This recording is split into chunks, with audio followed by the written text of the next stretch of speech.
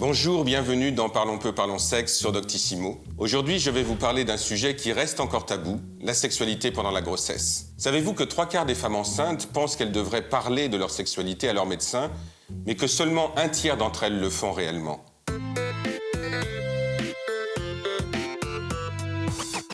D'après vous, combien de couples font l'amour tout au long de la grossesse? 10%, 50% ou 60%? En fait, la réponse est 10%, c'est-à-dire que seulement 10% des couples continuent à avoir une activité sexuelle régulière pendant la grossesse. En revanche, 50% des couples arrêtent toute activité sexuelle lorsqu'une femme est enceinte.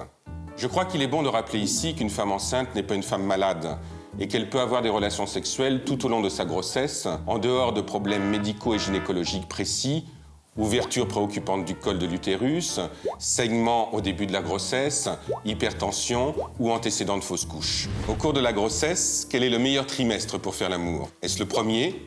Est-ce le deuxième? Est-ce le troisième? Eh bien, il s'agit du deuxième. Au cours du premier trimestre de la grossesse, la femme est beaucoup plus préoccupée par le fait de savoir si son enfant va tenir. Les nausées, les maux de tête, tous ces désagréments qui sont liés au premier trimestre de la grossesse ne donnent pas forcément un appétit à la sexualité. En revanche, le deuxième trimestre est un trimestre pendant lequel la femme se sent beaucoup mieux dans son corps. À ce moment-là, les hormones sont à profusion et elle va naturellement avoir un appétit sexuel qui va être très supérieur à ce qu'elle a pu vivre pendant le premier trimestre. Le troisième trimestre semble, lui, plus difficile. Le corps change, se modifie, les sensations clitoridiennes sont plus importantes que les sensations vaginales, le ventre devient plus proéminent, mais on peut dire que ce trimestre, c'est aussi le trimestre de la créativité. Combien de centimètres sépare le bébé du vagin? 0,5 cm, 4 à 5 cm ou bien 15 cm? La réponse est 4 à 5 cm. En plus de cela, le bébé est enfermé dans une poche, dans le liquide amniotique, ce qui fait qu'il ne peut ni voir, ni entendre, ni ressentir les ébats érotiques de ses parents. Donc les inquiétudes que peuvent avoir les parents, et notamment les hommes, par rapport au fait que pendant une relation sexuelle, le bébé pourrait être atteint par le sexe du partenaire, sont des inquiétudes qu'il faut mettre de côté.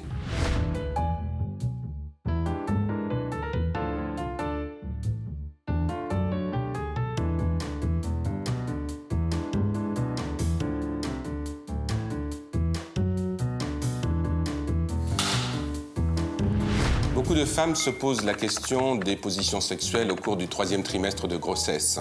Et effectivement, la position du missionnaire est une position qui n'est pas facile, vu la proéminence du ventre. Dans ce cas-là, ce que l'on conseille, c'est la position des cuillères.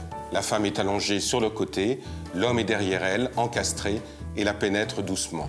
Pour aller plus loin, je vous propose 2 livres. Oser l'amour pendant la grossesse, aux éditions La Musardine, et le livre que j'ai écrit pour allier grossesse, désir et plaisir, à l'intérieur duquel je propose un certain nombre d'exercices liés à la sexualité de la femme enceinte. Voilà, cette émission est terminée. Pour vous abonner, n'hésitez pas à cliquer ici. Je vous dis au revoir et à la semaine prochaine.